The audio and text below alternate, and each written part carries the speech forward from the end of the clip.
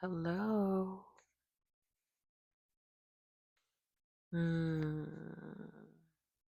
It is currently, I guess you could say it's snowing. It's just flurries in the sky and in the air, flowing in the breeze, flowing with the wind. There's none sitting on any trees, just flurrying and scurrying and twisting and twirling with the breeze. I'm grateful though to see these things.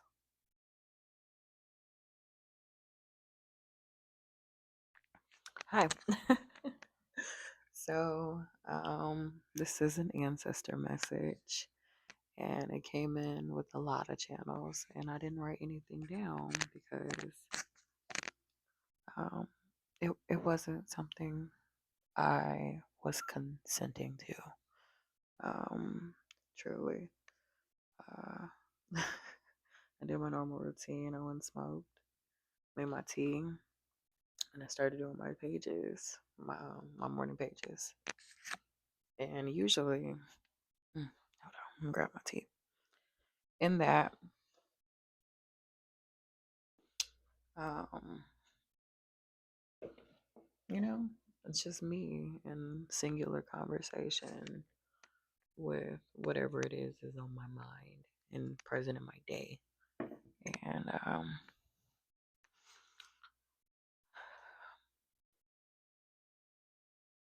the orientations can be different, but yeah. But so much was coming through. So I pulled my black tarot deck out first and put it on my altar space because I knew I wanted to shuffle some cards with it. There's a full moon either here now or on her way. Um, anyway, I put it on my desk, and when I was journaling, it was just so much coming through, and it really took me a minute to sit with getting the feeling out of my body because I was reacting to it, and it was making me really unhappy, to say the least, and it wasn't really something that I had conscious control of. I was just very aware, like my awareness was just really heightened of um, what I was feeling and how irrational it felt for what I truly understand and believe in, but how present it was. And I looked over on the desk and there was the Ancestor Tarot deck, and I was like, because there's a channel message um, coming through me. Mm. So when I opened the deck, the first card that was on the bottom was the Daughter of Coins, and that is the Knight of Coins in the traditional tarot deck. And on this card, I have written slow and steady wins the race and build and make the secure commitments. And the last few days, maybe even weeks, but definitely the last couple days, especially, I said it last night. I know I said it last night because my son repeated me. Um, well, he said it. I said, and I got this from my husband, and he probably quoted somebody else. I don't know. But I said, slow is steady and steady is fast. And then my baby goes, so slow, what he said? Slow is steady. Slow is steady wins the race, is what he said. I had to I had said so many things, I had to rehear what I was saying. But yeah. Um, and when I opened the tarot deck and I saw that first, I was just like, okay. And then it's the Knight of Coins. The Knight is the fastest one of each suit, but the coins are traditionally slow, which is why it says the steady commitments, because usually making commitments and really being present in your commitments makes for a steady foundation. And then the next card that I actually shuffled and pulled, or allowed to come out, was a Six of Coins. And in the midst of doing that, I had like assembled. I was sorting through all the cards and made sure that this blue was in this left corner of all of them. And then I shuffled and this came on out, and immediately I thought of gender roles and just gender fluidity and the tabooness that is, um, in some families, even to this day. I know how, um, modern the world is and how somewhat with the times people are, but there are still family dynamics where queerness and anything that has to do with the rainbow or just traditional man does this, woman does this, these are conversations that get really hot, heavy, and weighted in certain, dynamics familially. And that's still a thing. And there's this other thing that was coming through heavy is, I have this distaste in my mouth usually when I feel channels that are repeating in nature when it comes to, you know, don't hang around people that make you feel like shit. If they're narcissists, get from around them. Gossip this, haters that, competition this. I hate holding space for that. Because sometimes it makes me feel as though I'm paying attention to the wrong things. And I suppose that's when I realized that it was personal. I personally am someone who is deeply estranged from my family of origin and the toxicity that no one wanted to hold space for or had the time for. And that is new even to me. And it's not perfect, but I do know at the center of my soul that I have really big boundaries. And I realize that a lot of the people who I channel for, or who these messages are for, or who needs to be on the receiving end of hearing these words processed externally to them, may not be in the same seating that I am in. Because I love my mom. I love my whole family, actually. And I love them so much that I'm not going to hurt myself being within their ways. You know what I mean? And that's honorable. It's a really honorable thing. And I suppose, needed to say that today. Oh, and I am drinking.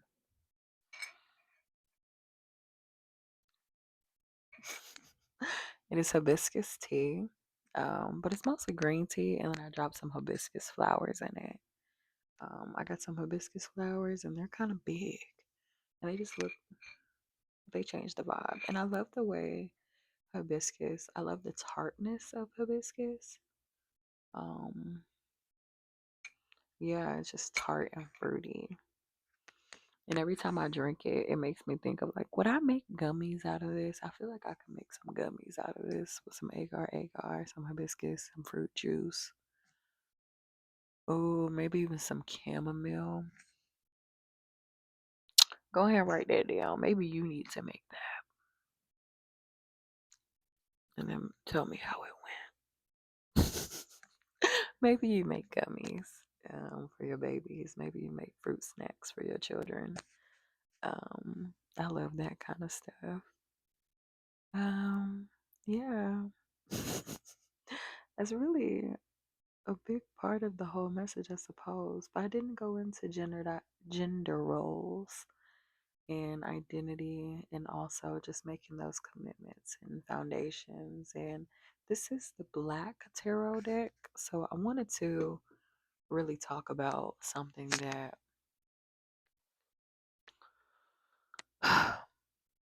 Hmm. Okay, I want to reference a song. I'm gonna reference a song. The song I am referencing is "Fa Fa" by Toby and Wigwe and his wife Fat and Wigwe, um, Queen Mother. I love them so bad. But so my son sings it sometimes. While we're just existing, he'll go, "If you whack, we in sync. Bye, bye, bye. Hey." He'll say that and it'd be so cute. But when I think about that song, I want to refer to Fat's verse. And ancestrally, it makes my heart kind of sing because um, it was my nickname as a kid. And some of my aunties, the uncle who gave me the nickname is still alive and in his own way thriving. He's just a very special case. And he used to call me fat, and it was just my aunties laughed, and I felt them laugh.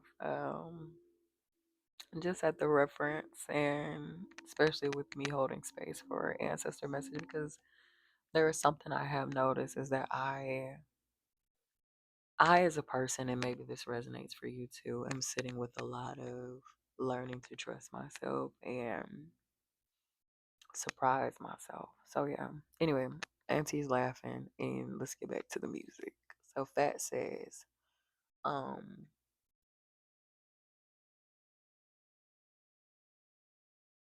Pops wasn't active. My mom was forced to adapt. I'm black in America. And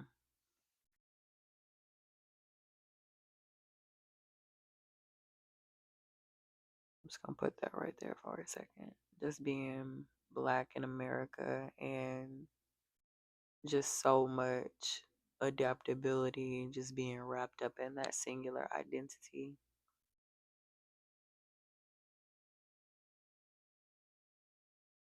And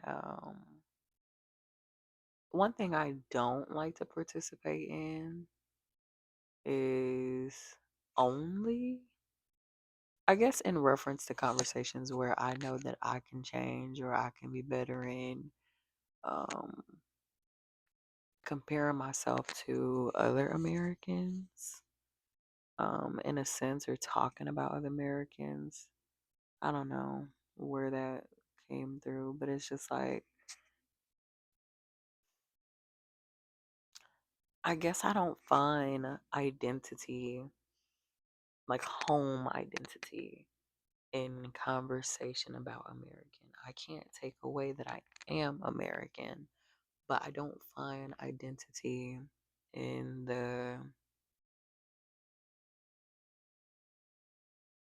I don't feel at home in that.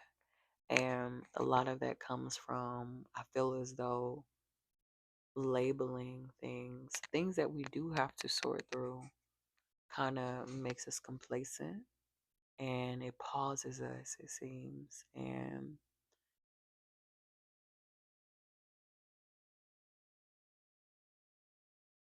your story is your story and it is real. There are a lot of black moms in America that are forced to adapt because motherhood is motherhood and it looks the way it does and sounds the way it does and feels the way it does and calls a certain amount of presence the way it does. And there's just this emphasis of it not being the only identity that matters when it comes to being a person that is stepping for the ancestors who can't walk. They weren't just black. And if anything, off default, thank your ancestors for giving you the ability to stare out of your eyes as a black soul and allow that to be the default. Love them so much that that's enough and you go be more. Because you want to be like that. That's really it, because you want to be. Um, yeah, and I guess that's also just referencing just the limitations that come from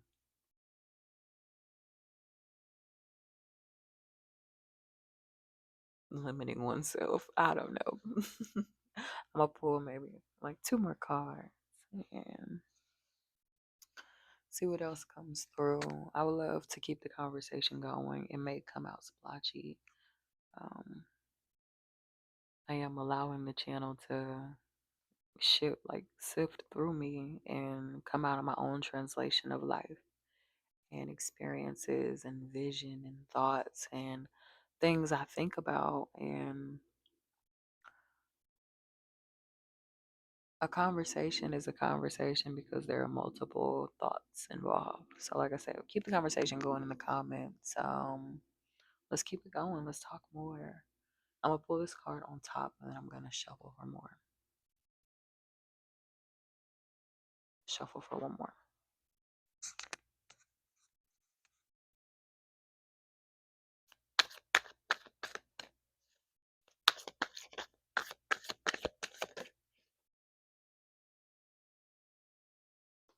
Okay. Card that was on top was the death card.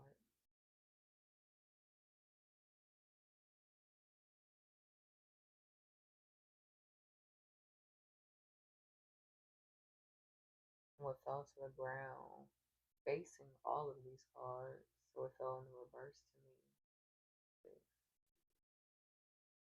This is the Seven of Knives.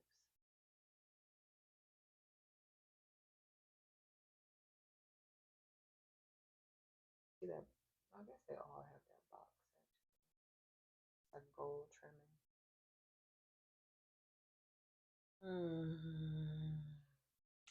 I don't even know if you can hear me while I was just talking, but yeah, it had fell like that. I'm not familiar with the Seven of Knives, and it fell on the floor, so it's giving me the nudge to go get the book.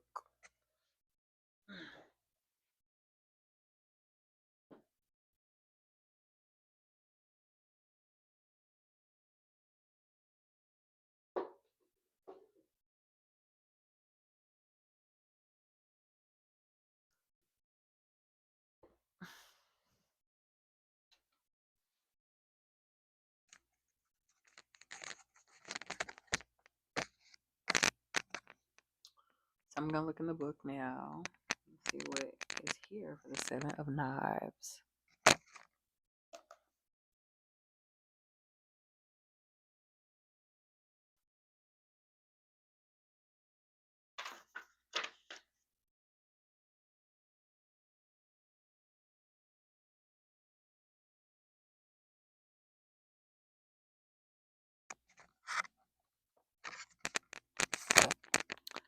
So we have the Seven of Knives. The traits are betrayal and deception. And it says the card description.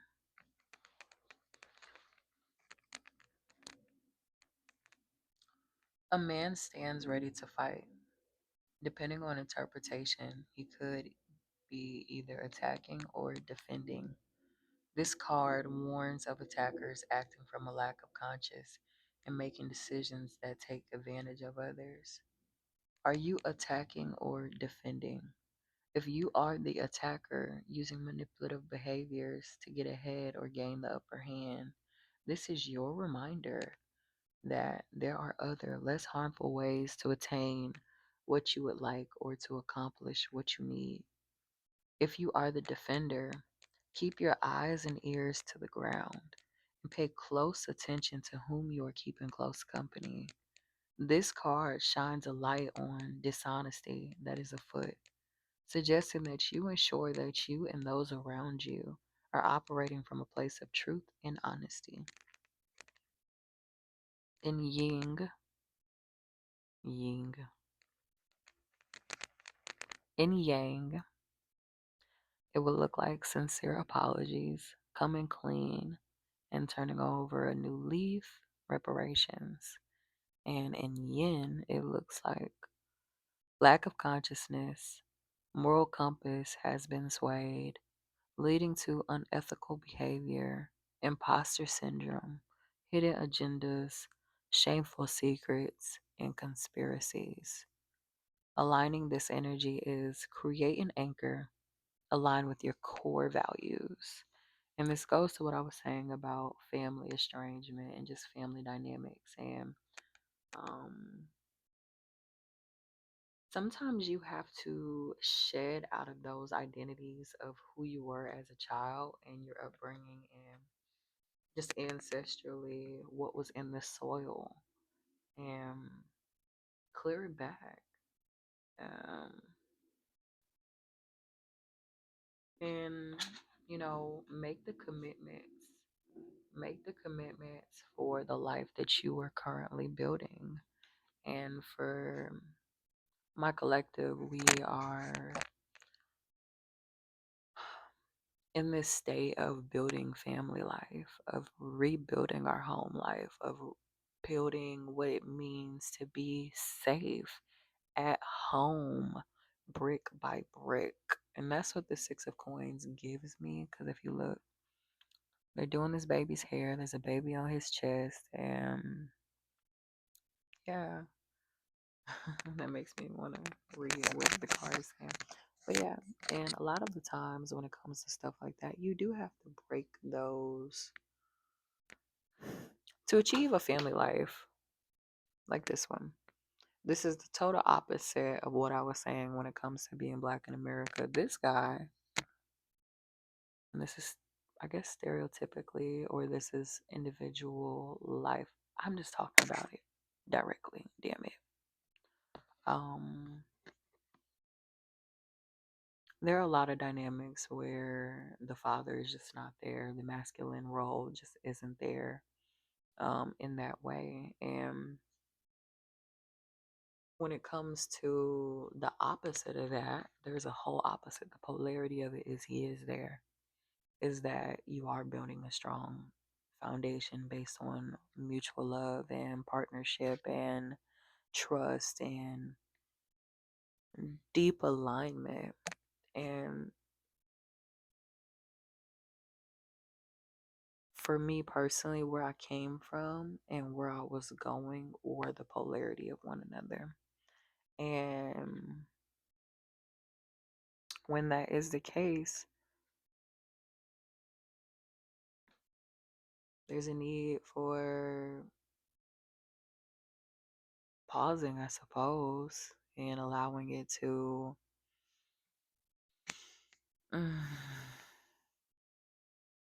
integrate.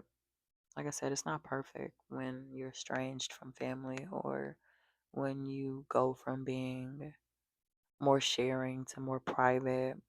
Um, it's a big thing, it's a big deal, and it's a commitment to the soul. Um, yeah, there's a lot of other things coming in with like just home life that wasn't safe and existing in safety and allowing the points in the aura to be less pointy. Um,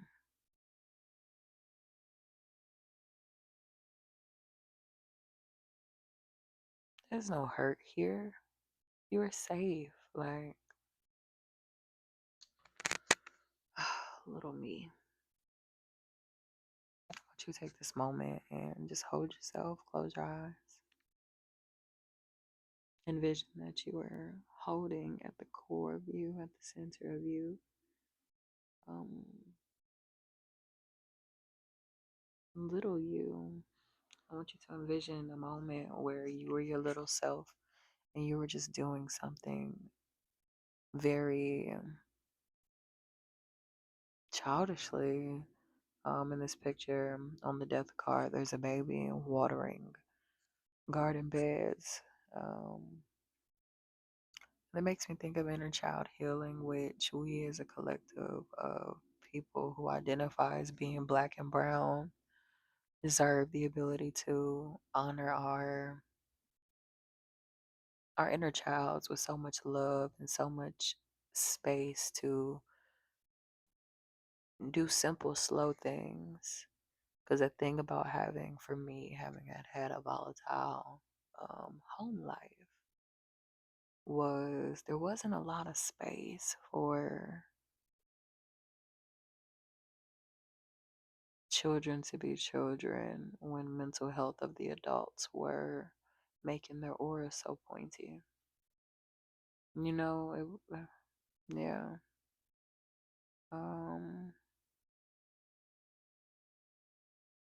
hmm, like I said, it's holding your little self.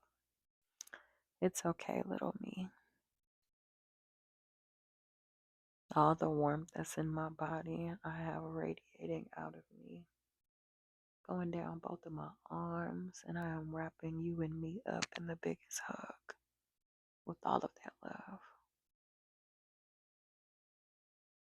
My arms are an extension of my heart space. And I know you live there, and I know that I am tuning the energy of your unconditional love out of my arms and wrapping you back up in it. Thank you. Thank you. Thank you. All right.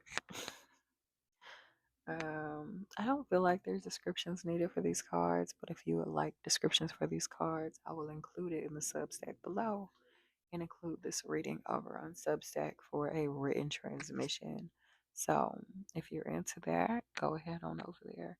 If you yourself would like to have a one-on-one conversation and consultation about maybe you bringing another descendant into this world, maybe you're about to have a baby, maybe you would like to have a baby and you would like to deepen your ancestor connection to really bond with them. So when you go in that trip of liminality between here and there, and you're in the middle of transition, you can go to your ancestors and they will hand you your baby. Like, that's the vision that came to my mind. Maybe you want to have a session. We talk all about that. Maybe you would like to dive deeper in ways that you can just connect and venerate with your ancestors. Hit me up. Click the links in the bio, the description down there. Click them links. Click a link and let's link.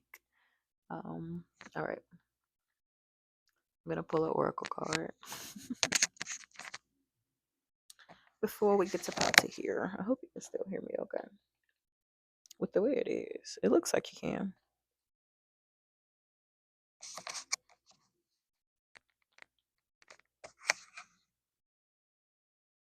This is the Believe in Your Own Magic Oracle. Let me know if you also have these two decks, because I think that's when I follow readers and they have the same tarot decks as me, it makes me feel as though I am aligned. And it felt like synchronicity because I have my own flow of how that deck feels in my hands when I shuffle it and the imagery itself. And I can envision just the imagery differently and the different things I notice when the reader on, you know, shows me. Anyway, yeah, let me know if you have these card decks. Okay, I'm about to shuffle this oracle.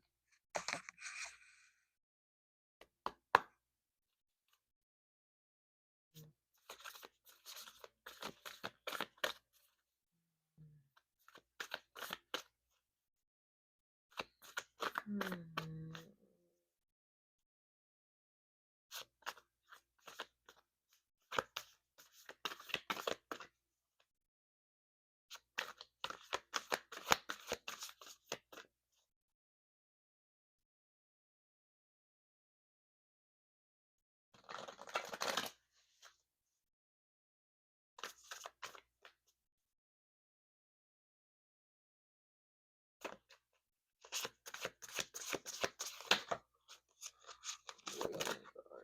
Oh, okay, that worked. Is that it?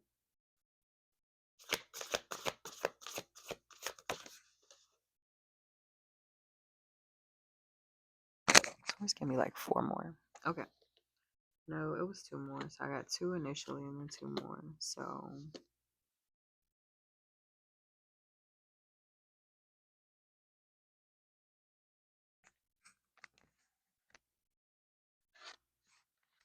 the first one I have is number 5.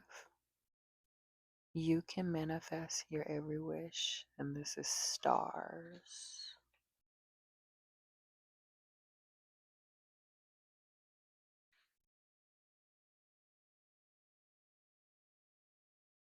This is gray. And it says endings are inevitable. And then, which I thought was really unique. Um, when I said one more and I got the two more cards, these are the ones that came out.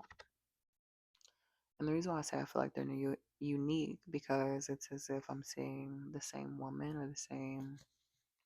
I wonder which part this is. I think this is the princess. It is because she's broken free from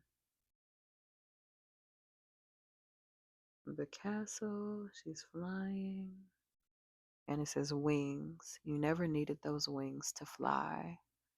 And then Phoenix says, how's that for a happy ending? Oh, how is that for a happily ever after? Um, yeah, that's how I found it unique because it looks like the same princess. Mm,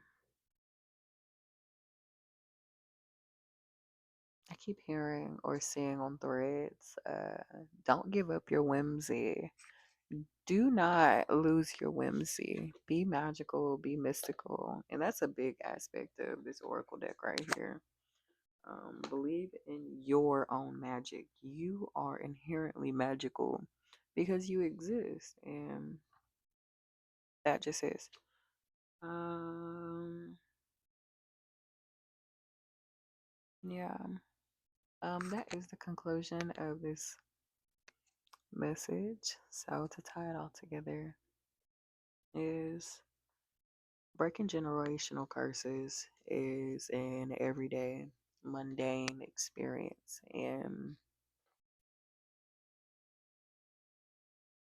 in the same breath it's not.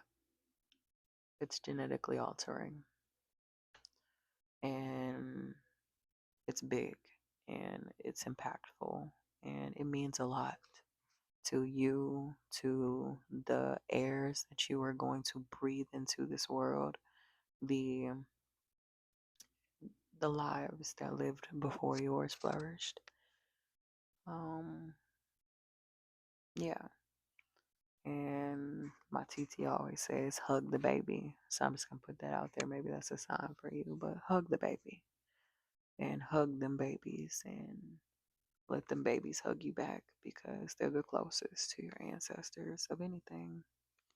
And everything that ever was encoded in your ancestors are encoded to every new little being, their bones. And yeah, that concludes this reading. So much love to you. Um, Let me know if it resonates or how it resonated in the comments.